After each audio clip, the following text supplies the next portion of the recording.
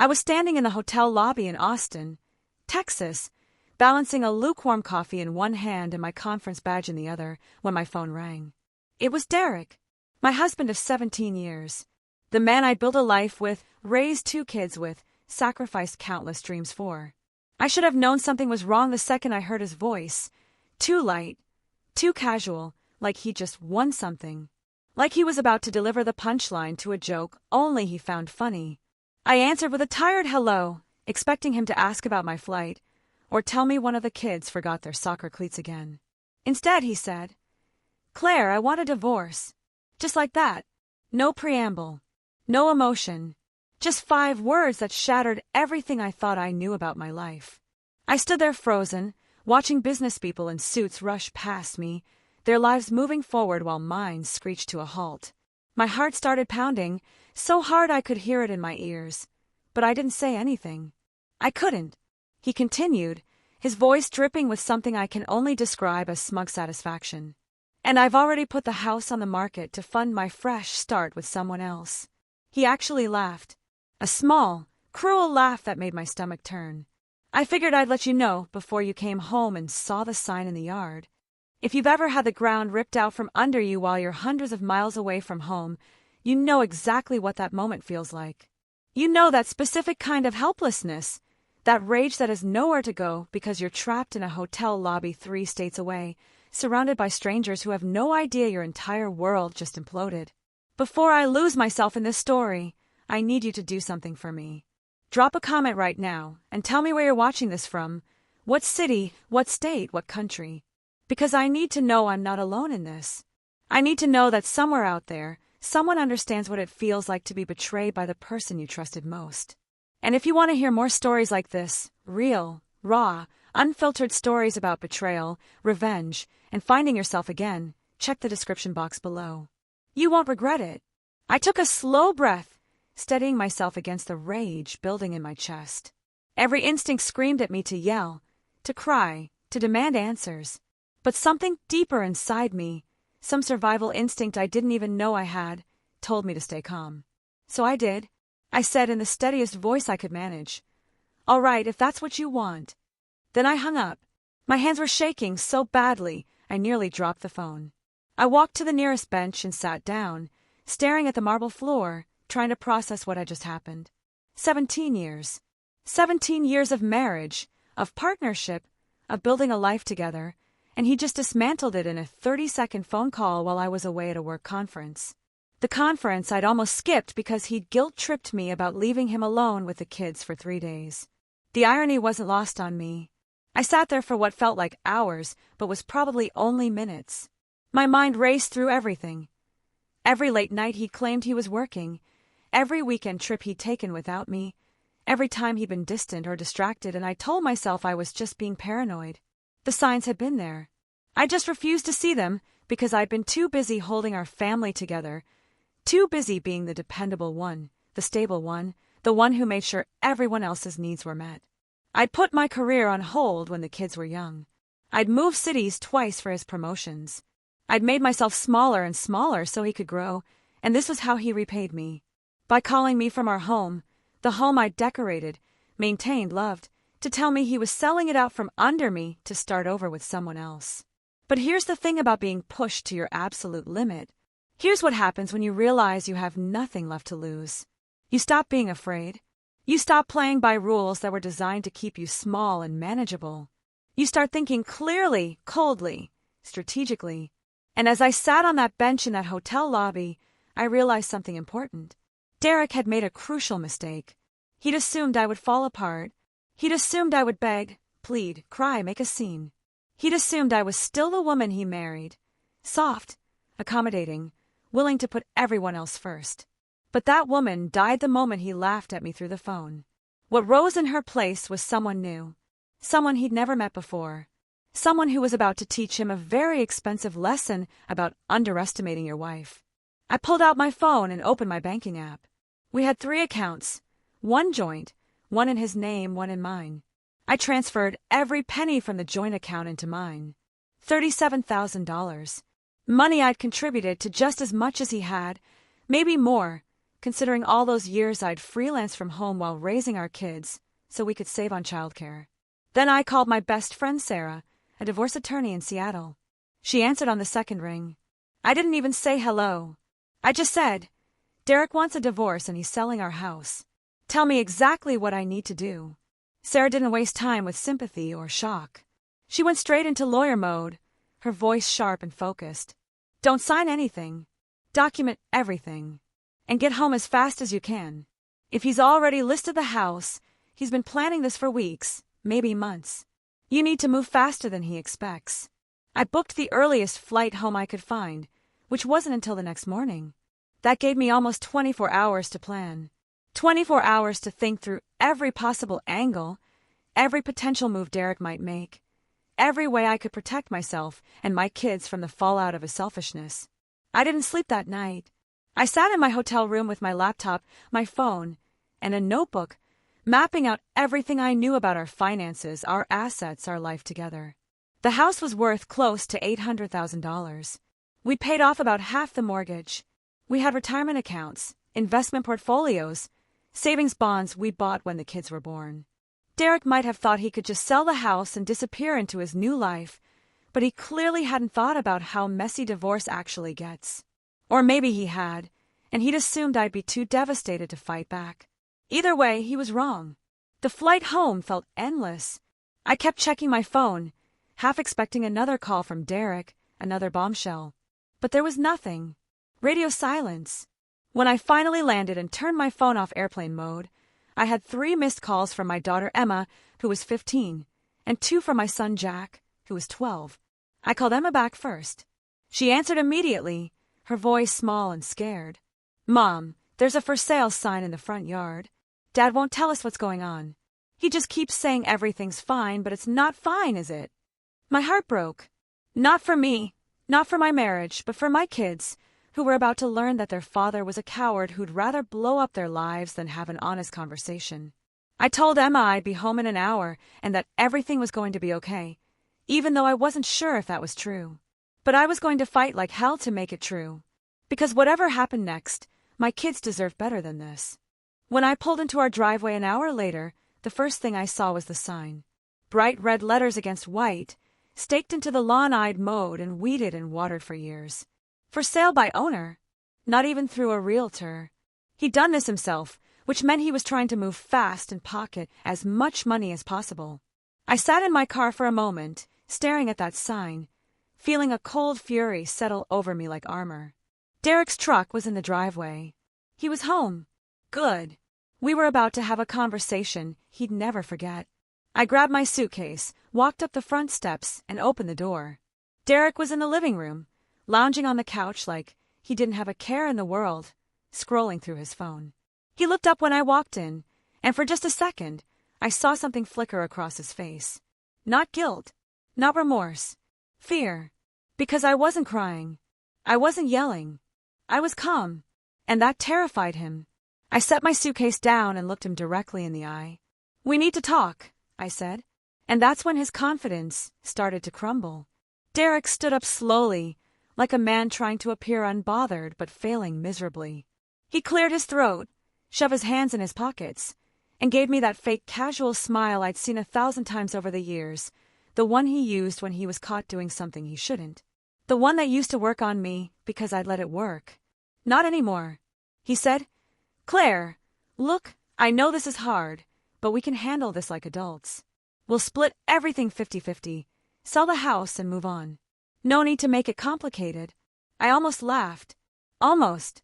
Instead, I walked past him into the kitchen, set my purse on the counter, and poured myself a glass of water. My hands were steady, even though my heart was racing. I turned back to face him, leaning against the counter, arms crossed. Who is she? He blinked, opened his mouth, closed it, tried again. Does it really matter? He said, defensive now, irritated that I wasn't playing along with his easy exit fantasy. It matters to me, I said evenly. You don't get to blow up 17 years of marriage and then act like I'm being unreasonable for wanting basic information. Who is she? He sighed, rubbed the back of his neck, looked anywhere but at me. Her name's Jenna. She works at the gym. We've been seeing each other for about 6 months. 6 months. 6 months of lies, of him coming home late smelling like another woman's perfume and blaming it on work stress, of me convincing myself I was imagining things because I didn't want to be the paranoid wife. 6 months of him planning his escape, while I planned our son's birthday party and helped our daughter study for exams and kept our household running like it always had. I felt something crack open inside me, something raw and furious and unstoppable. 6 months, I repeated, my voice colder than I'd ever heard it. So when you told me you loved me on our anniversary 3 months ago, you were already with her. When you kissed me goodnight, you were thinking about her. When we made love, he flinched. Good. I wanted him to flinch. I wanted him to feel even a fraction of the pain he'd caused. It wasn't like that, he started, but I held up a hand. Don't you dare try to minimize this or make excuses. You made a choice. You made it over and over again for 6 months. Own it. Silence hung between us, thick and suffocating. Then he said, in a voice so detached it chilled me to the bone, I'm not happy, Claire. I haven't been happy for years. I deserve to be happy. There it was, the selfishness laid bare. The entitled belief that his happiness mattered more than his vows, his children, his responsibilities. I wanted to scream. Instead, I smiled. A small, tight smile that made him shift uncomfortably. You're right, I said. You do deserve to be happy. And I deserve not to be betrayed and discarded like trash. So here's what's going to happen. If you've ever wanted to see someone's arrogance crumble in real time, stick with me. Because what happened next changed everything. And if you're not already subscribed to this channel, do it now. Hit that button. Because the stories I share here, the revenge, the redemption, the raw truth about what happens when people push us too far, they're stories you need to hear. Check the description box for more like this. Trust me, you'll want to see how this ends. I pulled out my phone and opened my banking app, turning the screen toward Derek. Remember our joint account? The one with $37,000 in it. His eyes widened. I transferred all of it into my personal account this morning. That's my money now. You don't get to sell our house and take everything while leaving me with nothing. And before you think about calling the cops or a lawyer, you should know that Sarah's already on retainer. Sarah Mitchell. You remember her, right? Best divorce attorney in the state. She's drawing up paperwork as we speak. Derek's face went from confused to panicked in about 3 seconds. You can't just take our money, Claire. That's joint property. That's community property state. Derek, I interrupted. Which means everything we own is half mine, including this house, which you cannot legally sell without my signature. Did you really think you could just list it and I'd roll over? Did you think I was that stupid? His jaw clenched. I could see the gears turning in his head, trying to figure out his next move, trying to regain control of a situation that was rapidly spiraling away from him. He took a step toward me, trying to intimidate me with his size, his presence. It didn't work. I held my ground. This is insane, Claire. You're being irrational. We can work this out like reasonable people. I laughed then, a bitter sound that surprised even me. Reasonable? You ambushed me with a divorce announcement over the phone while I was 3 states away, and then put our house on the market without telling me. You've been cheating on me for 6 months. You've lied to our children. And I'm the one being irrational. He opened his mouth to respond, but I wasn't done. No. You had your turn. Now it's mine. Here's what's going to happen. You're going to take down that for sale sign. You're going to move out of this house by the end of the week. You're going to sleep in a hotel or with your girlfriend, I don't care which. And you're going to cooperate with my lawyer, or I will make this divorce so ugly and so public that you'll regret ever picking up the phone to call me. Derek's face turned red. You can't kick me out of my own house. Actually, I can. Sarah's filing a restraining order based on emotional distress and hostile behavior. She's also filing for temporary sole custody of Emma and Jack until we work out a custody agreement. You've proven you're willing to upend their lives without warning.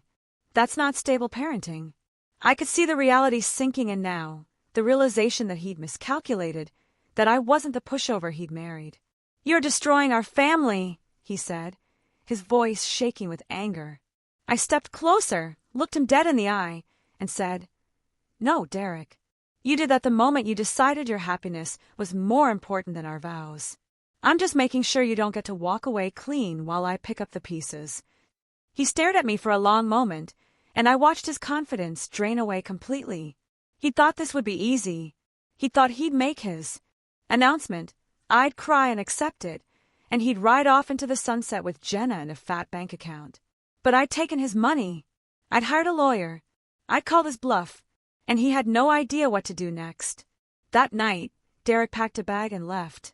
I watched him from the living room window as he threw clothes and toiletries into a duffel bag, his movements jerky and angry. He didn't say goodbye to the kids. Didn't even knock on their doors.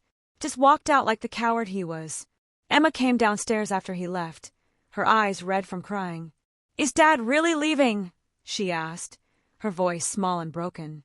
I pulled her into a hug, held her tight, and said, "Yes, honey, but we're going to be okay. I promise." Jack appeared in the doorway, trying to look tough but failing. He was 12, still my baby even though he pretended not to be. "Is it because of us?" he asked. My heart shattered. "No," I said firmly, pulling him into the hug with Emma. "This is not your fault. This has nothing to do with you two. Your father made some very selfish choices, and now we're all dealing with the consequences. But I'm not going anywhere. You two are my priority. Always." Over the next few days, I threw myself into logistics. I met with Sarah, signed paperwork, documented everything Derek had done. She was thorough, relentless, and exactly what I needed. "He's going to fight you on the house," she warned. "He's going to claim you stole from the joint account. He's going to try to paint you as vindictive and unstable." I nodded. "Let him try. I have proof of his affair. I have texts, bank statements showing unexplained charges, receipts from hotels and restaurants. I have his own admission that he listed the house without my knowledge. He doesn't have a leg to stand on." Sarah smiled. "I like your style, Claire. We're going to bury him." And we did. Over the next 2 weeks, we filed motion after motion.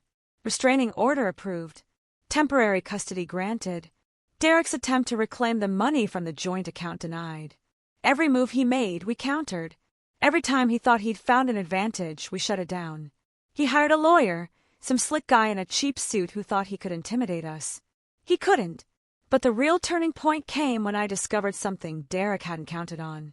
Something that would change the entire trajectory of the divorce and hand me leverage I never expected to have. I was going through our financial records one night, cross-referencing credit card statements, when I noticed a pattern. Withdrawals. Large ones. $50,000 over the past year, taken out in increments small enough not to trigger alerts, but large enough to add up to something significant. I called Sarah immediately. "I found something," I said. "Derek's been siphoning money out of our accounts. I don't know where it went, but it's gone." Sarah was quiet for a moment. Then she said, "Forward me everything. If he's been hiding assets, we can use that. The court doesn't look kindly on financial dishonesty in divorce proceedings." I sent her the statements, every single one, and then I waited.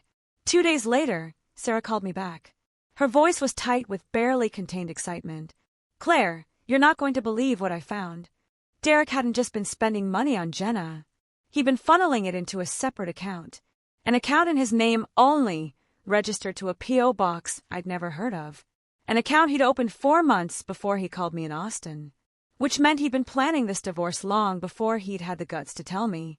He'd been systematically moving our assets, hiding money, preparing for his exit while I'd been living in blissful ignorance, trusting him like the fool I was. But here's the thing about hidden accounts. Once they're discovered, they become Exhibit A in proving financial misconduct. And in a community property state, financial misconduct during marriage can result in an unequal division of assets in favor of the wronged spouse. Which meant me. Sarah filed an emergency motion, and within a week, we were in front of a judge. Derek's lawyer tried to spin it, tried to claim the account was for legitimate business purposes. But we had the records. We had proof that the money had come directly from our joint accounts, transferred in amounts designed to avoid suspicion. The judge wasn't impressed.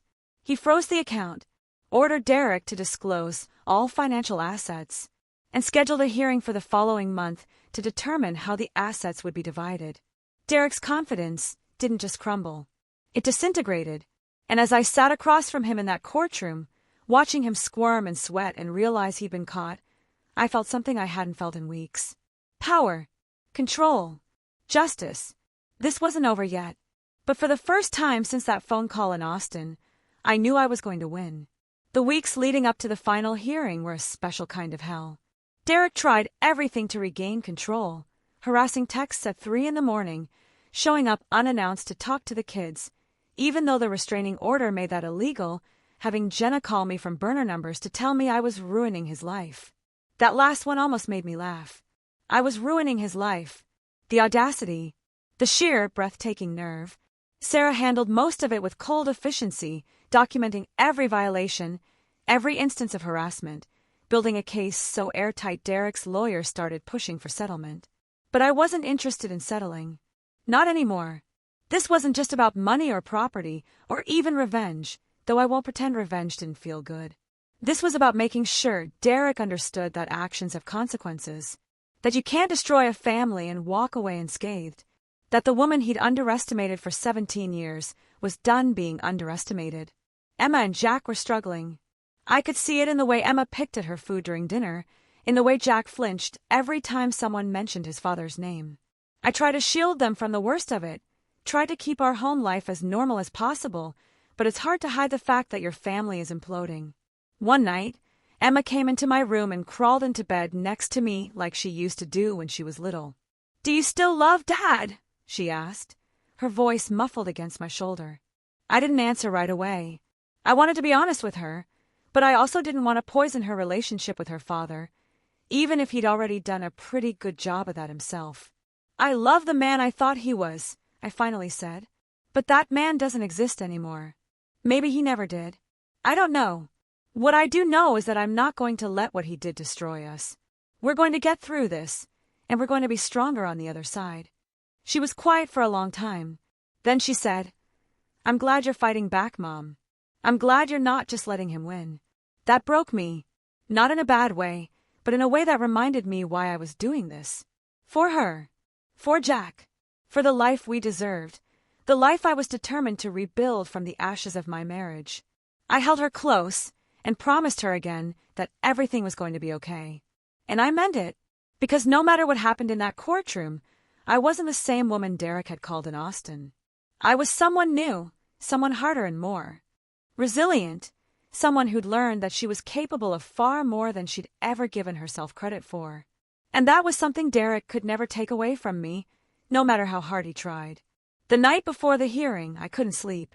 I lay in bed staring at the ceiling, running through everything that could go wrong, everything I needed to remember to say, every argument Derek's lawyer might throw at us. Sarah had assured me we had a strong case, the hidden account, the affair, the attempt to sell the house without my consent, but I knew how these things could go. I'd seen enough Law and Order episodes to know that the truth didn't always win, that money and charisma, and a good lawyer could sometimes tip the scales in ways that had nothing to do with justice. But I also knew I'd done everything right. I'd been smart, strategic, patient. I'd played the long game while Derek had gotten cocky and sloppy. And if there was any justice in the world, that had to count for something. Around 2 a.m, I gave up on sleep and went downstairs to make tea.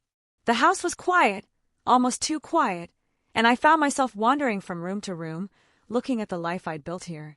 The photos on the walls, the kids' artwork on the fridge, the furniture I'd carefully chosen and arranged. This was my home. Mine. And I'd be damned if Derek got to take it from me. When morning finally came, I dressed in my best suit, did my makeup, tied my hair back, and looked at myself in the mirror. I looked older than I remembered, tired around the eyes, but there was something else there too. Determination, strength, fire. I looked like a woman who'd been through hell and come out the other side ready to fight. Good. That's exactly what I needed to be. Sarah met me at the courthouse. She looked sharp in a navy blazer, her briefcase stuffed with documents, her expression all business. "Ready?" she asked. I nodded. "Let's do this." We walked into the courtroom together, and there he was, Derek, sitting at the defendant's table with his lawyer, looking smaller somehow, diminished. He glanced up when we entered, and our eyes met for just a second. I didn't look away. Didn't flinch. I wanted him to see exactly what he'd created. A woman who was no longer afraid of him, no longer willing to make herself small for his comfort. If you've stayed with me this far, you already know this isn't just a story about divorce. It's a story about reclaiming your power, about refusing to be a victim, about standing up and saying no more. And if that resonates with you, if you've ever felt like you were on the edge of giving up but found the strength to keep fighting, then make sure you're subscribed to this channel. Hit that notification bell. Check the description box for more stories of survival and revenge. Because we all need reminders that we're stronger than we think. We all need to know we're not alone.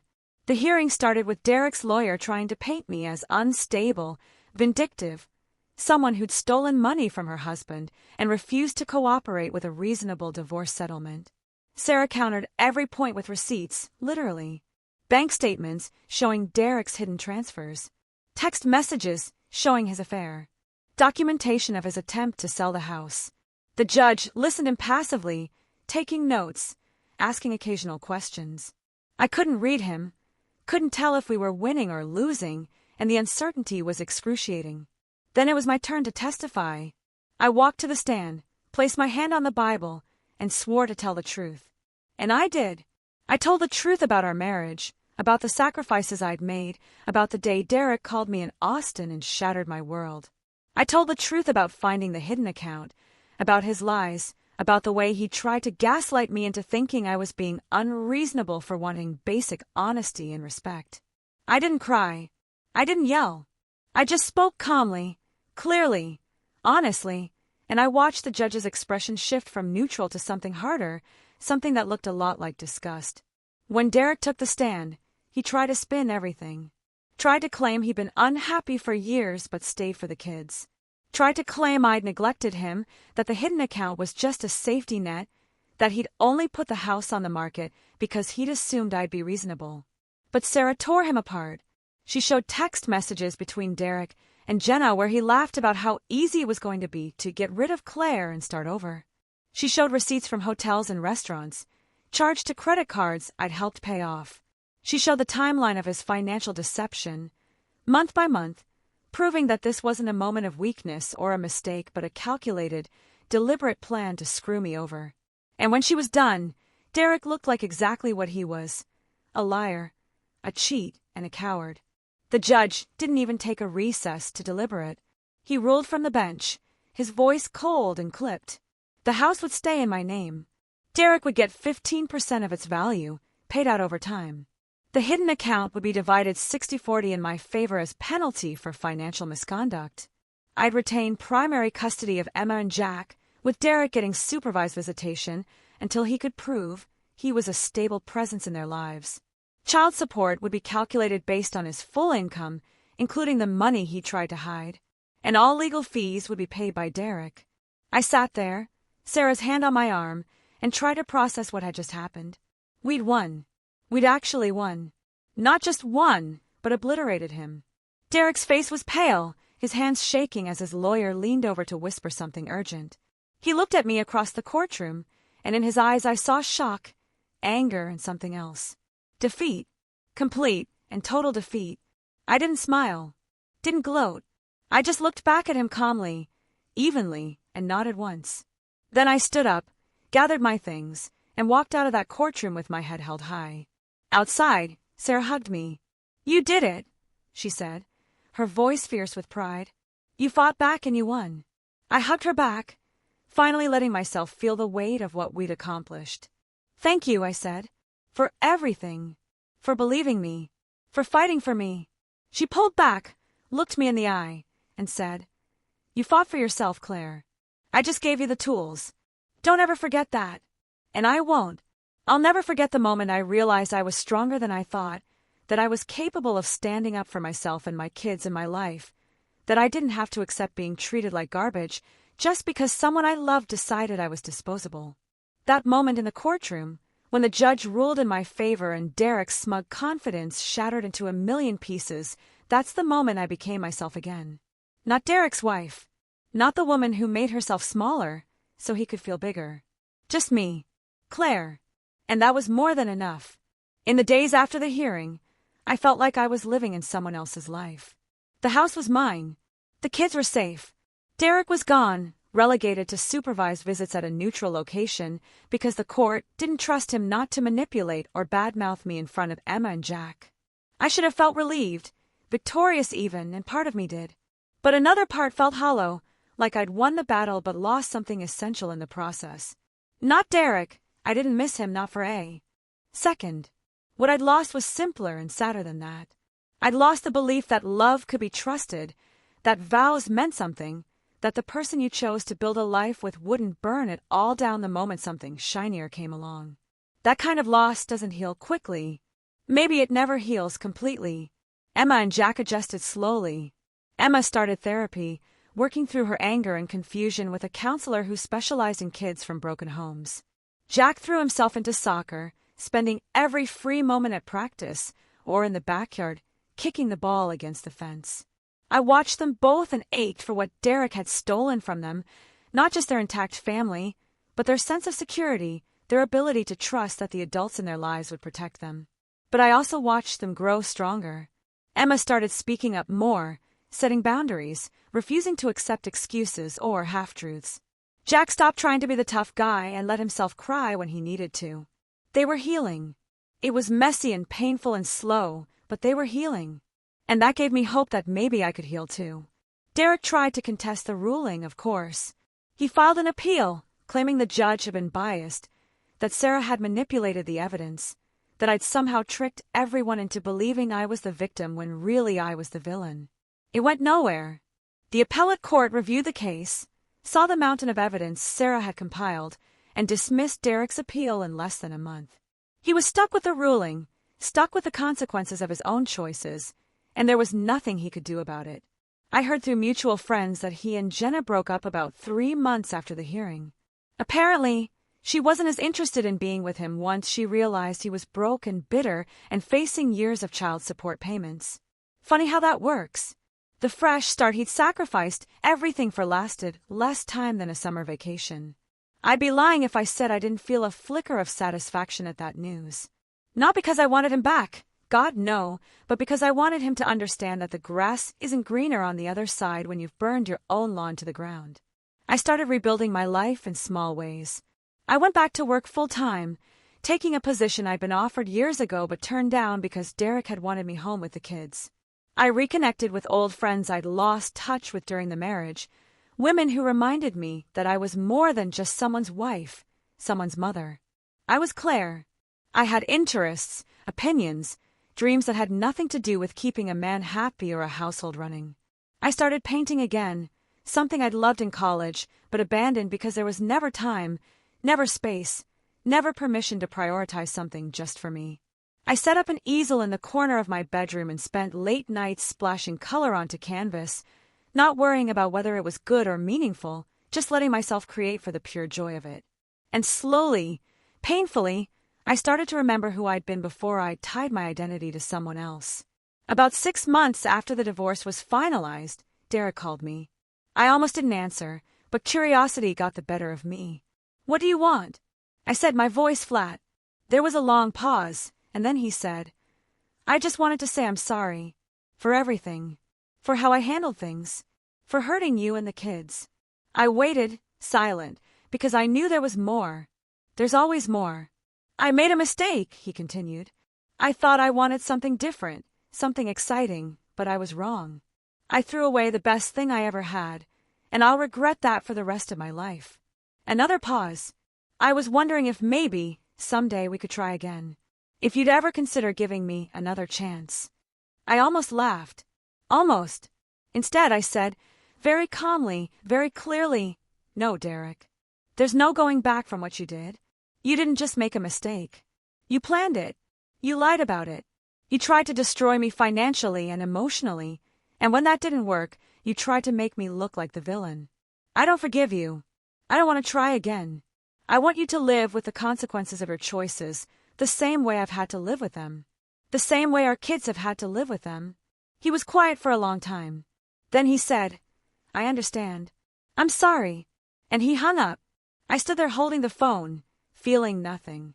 No anger, no sadness, no regret. Just a calm, settled certainty that I'd made the right choice. Derek was my past.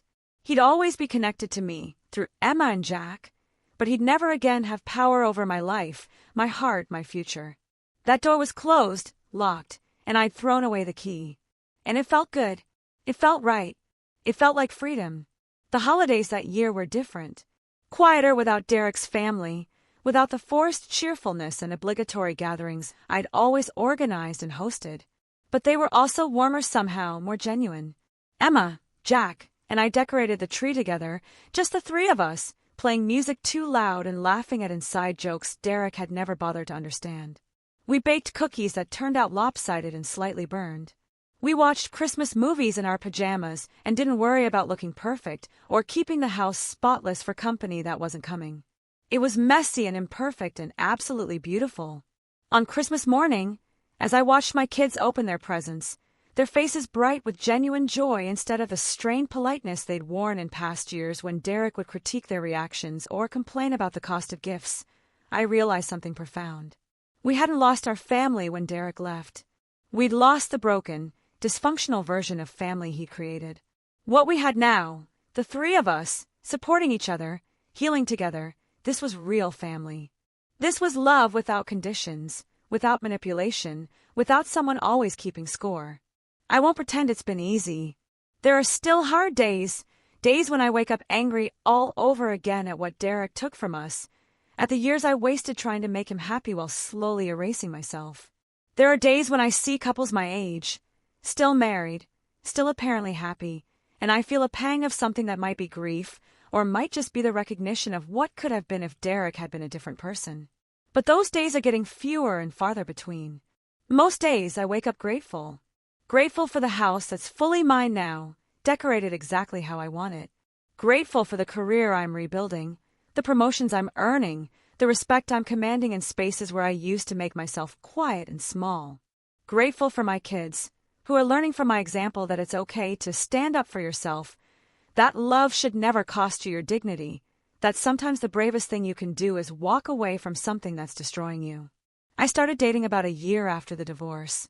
Nothing serious, just coffee here and there with men I met through work or friends or dating apps.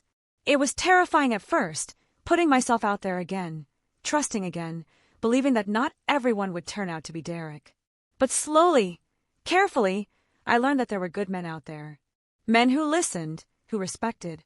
Boundaries, who didn't see vulnerability as weakness or independence as a threat. I didn't fall in love with any of them, not in that first year, but I didn't need to.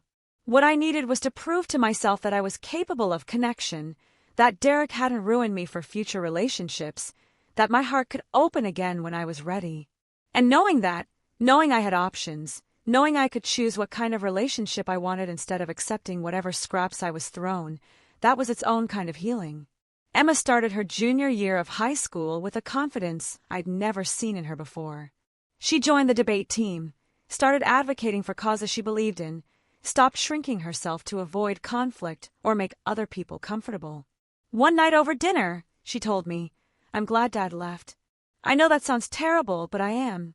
I like who we are now. I like who you are now." I started crying right there at the table, overwhelmed by the weight of her words, by the realization that maybe, just maybe, something good had come out of all this pain. Jack looked uncomfortable with the emotion, the way 12-year-old boys do, but then he reached over and squeezed my hand. "Me too, Mom," he said quietly. "You're like a superhero now."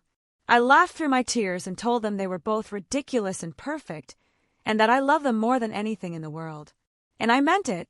Everything I'd fought for, every battle I'd waged, every sleepless night and courtroom appearance and moment of doubt, it was all worth it for them. For us. People ask me sometimes if I regret how I handled things. If I regret taking the money from the joint account, hiring Sarah, fighting Derek as hard as I did.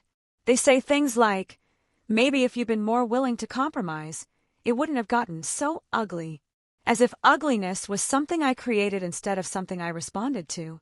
As if Derek's betrayal was somehow less offensive than my refusal to accept it quietly. The answer is no. I don't regret a single thing. I regret marrying Derek, sure. I regret not seeing the signs earlier, not trusting my instincts when they told me something was wrong. But fighting back? protecting myself and my kids, refusing to let him walk all over me. I'll never regret that. Because the alternative was accepting that I was worth less than I was, that my years of sacrifice and love and loyalty meant nothing, that I deserved to be discarded the moment I stopped being convenient. And I'm worth more than that. We all are. Looking back now, I can see that phone call in Austin for what it really was. Not the end of my life, but the beginning of a new one. Derek thought he was delivering a death blow, thought he was crushing me with his smugness and his carefully planned betrayal. But what he actually did was set me free. Free from a marriage that had been slowly suffocating me. Free from the exhausting work of loving someone who didn't love me back. Free to discover who I was outside of being Derek's wife, outside of making myself smaller so he could feel bigger. That woman standing in the hotel lobby, heart racing, world imploding, she thought she was losing everything. She didn't know yet that she was about to find herself. And that's a gift, even if it came wrapped in pain and betrayal and broken vows. It's a gift I wouldn't trade for anything. So here's what I want you to understand. Wherever you are, whatever you're going through, if someone treats you like you're disposable, believe them the first time. Don't wait for them to prove it over and over again. Don't make excuses for them. Don't shrink yourself trying to make them stay. Because anyone who would throw you away doesn't deserve you in the first place. And fighting back isn't cruel or vindictive or petty. Fighting back is survival. It's self-respect. It's refusing to accept a narrative where you're the victim and someone else gets to write your ending. You get to write your own ending. And mine is just beginning.